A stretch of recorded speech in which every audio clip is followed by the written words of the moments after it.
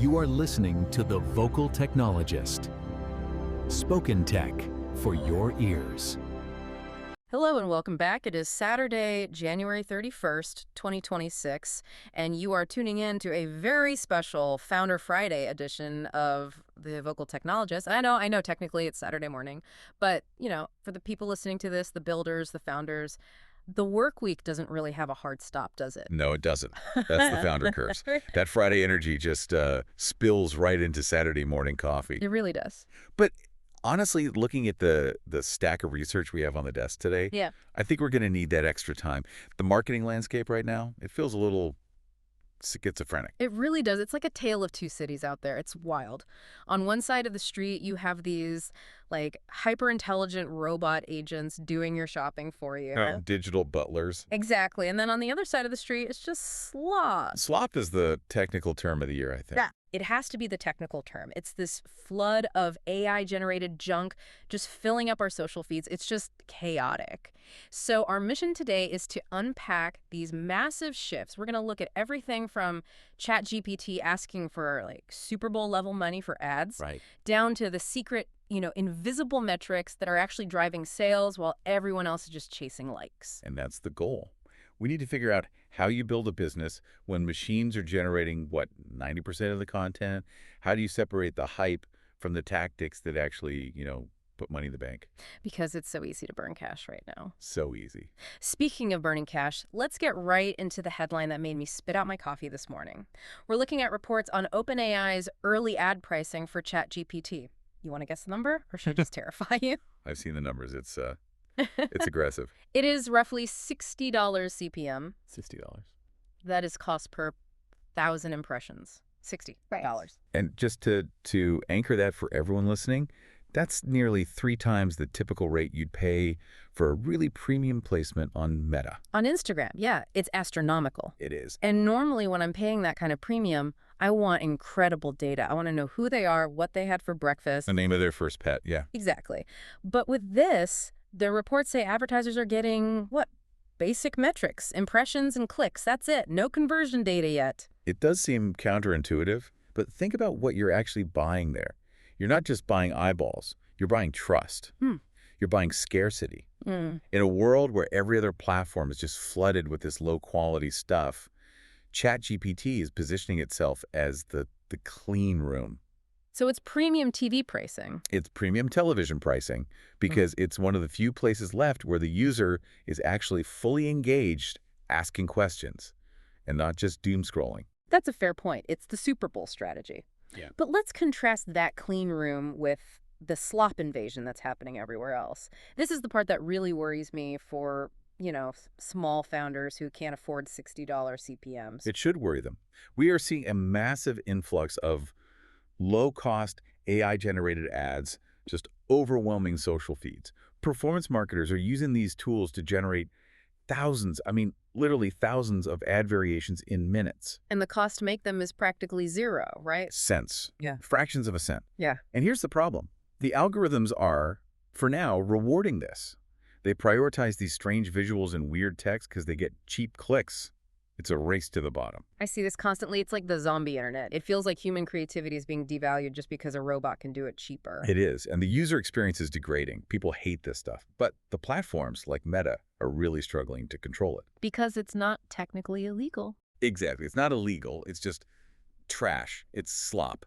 So if you're a founder, you're stuck.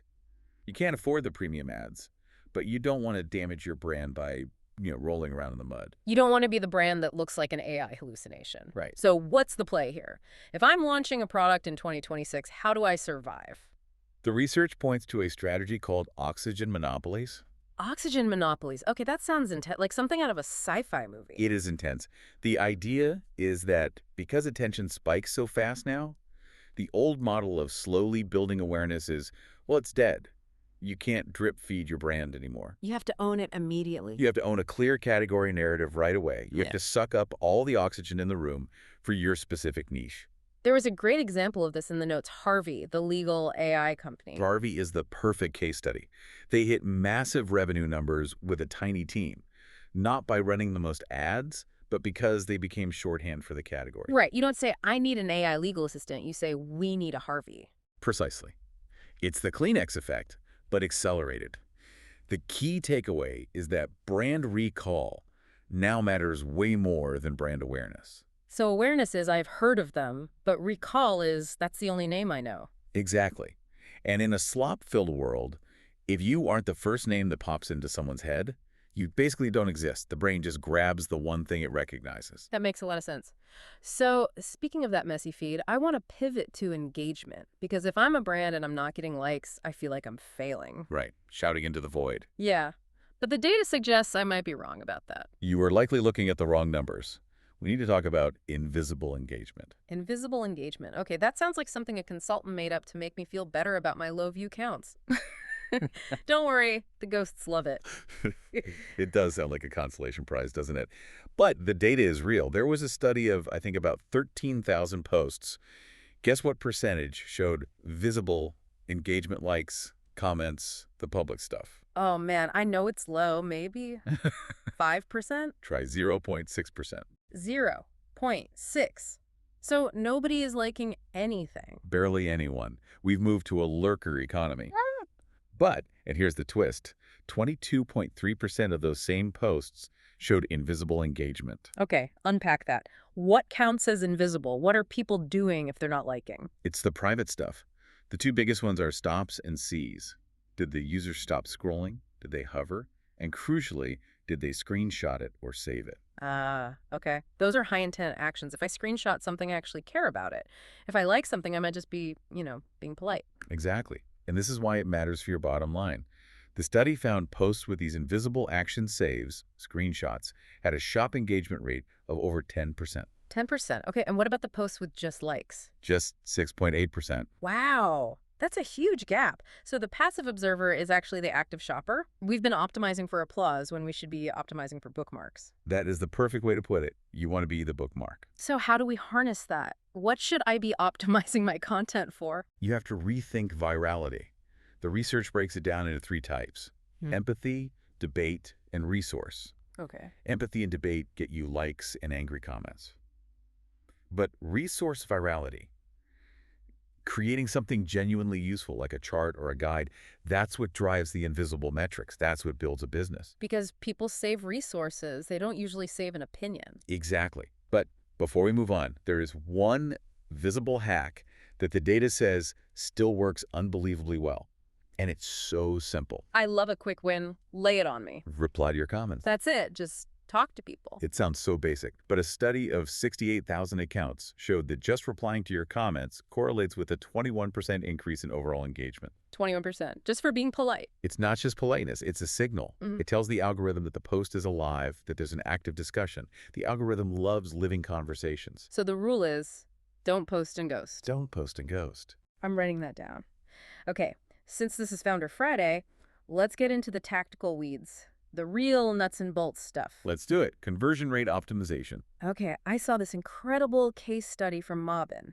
They made a tiny change, just 6 words, and boosted signups by 7%.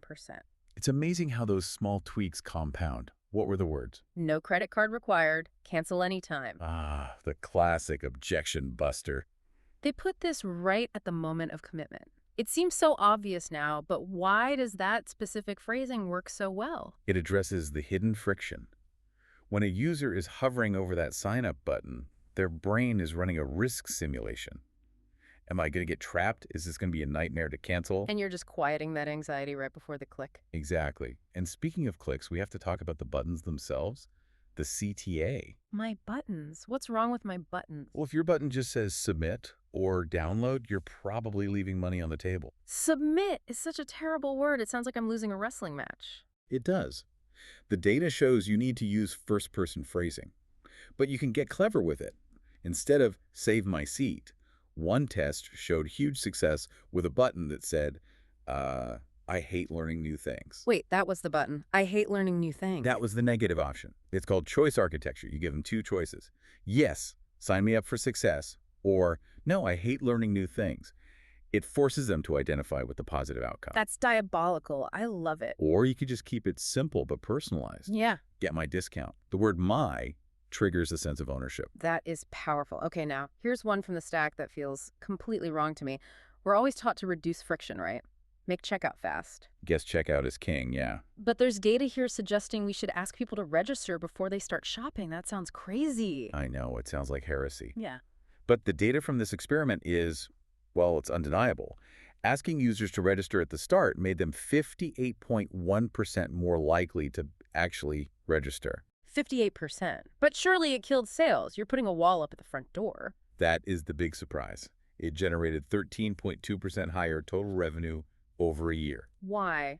That makes no logical sense to me. It's the sunk cost fallacy, but used for good. Once I've gone through the effort of registering, I am now committed to this browsing experience. I'm not just a window shopper anymore. I've stepped inside the store. So you're adding a little friction early to create a smoother slide later. Exactly. It signals that this is a relationship, not just a transaction. It's risky, but for the right brand, the reward is massive. Okay, let's zoom out. We've been in the weeds with buttons and words. Let's look at the horizon, because this is all shifting under our feet again. We need to talk about agents and AEO. This is the big one. We're moving past traditional SEO, search engine optimization, and into AEO, answer engine optimization. And this is being driven by things like Google's new auto browse feature in Chrome. Correct. Google is rolling out this autonomous agent that can handle multi-step tasks. You can tell it, find me a hotel in Chicago under $200 near a gym, and it doesn't just give you links. It goes out and does the research for you. So it's zero-click search evolving into zero-click shopping. Exactly. The agent is doing the work in the background. This brings up a pretty big question for marketers then. If the robot is doing the shopping, who am I marketing to? It doesn't care about my beautiful landing page. That is the billion-dollar question. If an AI agent is the gatekeeper, traditional ads might get bypassed entirely. The strategy has to shift from ranking to citations. Citations, like a research paper. In a way, yeah. You need to think about your share of model. How often does the AI mention your brand as the answer? Does it pull your brand as the source of truth? So you have to be the data point the AI trusts. You have to be the resource we talked about earlier, the source of truth. This feels incredibly hard to measure, though. It is very difficult, especially when you consider that about 45% of current marketing data is considered unreliable. We rely on these touch models that are breaking down. So the robot is shopping, and then another robot is figuring out how the shopping happened. And we are just here to feed the robots good, reliable information. It's a brave new world. It forces us to be better. You can't trick an AI agent with a clickbait headline as easily as you can a human. So let's wrap this up. If you're listening to this, here's the recap. Premium ads are getting super expensive because they offer a sanctuary from the clutter. Right. And on the flip side, cheap ads are turning social media into sludge. So the way to win is not to join the sludge, it's to separate yourself. It's about owning your niche so thoroughly you're the only name people think of. And it's about focusing on those invisible metrics, the saves, the screenshots, not the vanity likes.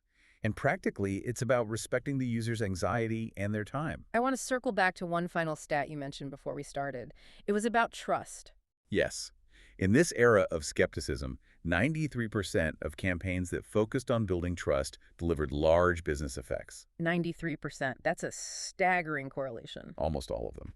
In a world of AI slop, just being the adult in the room, the brand that's reliable and helpful, is extremely profitable. Being an adult is profitable. Who knew? I guess it pays well. It pays off eventually. Yeah.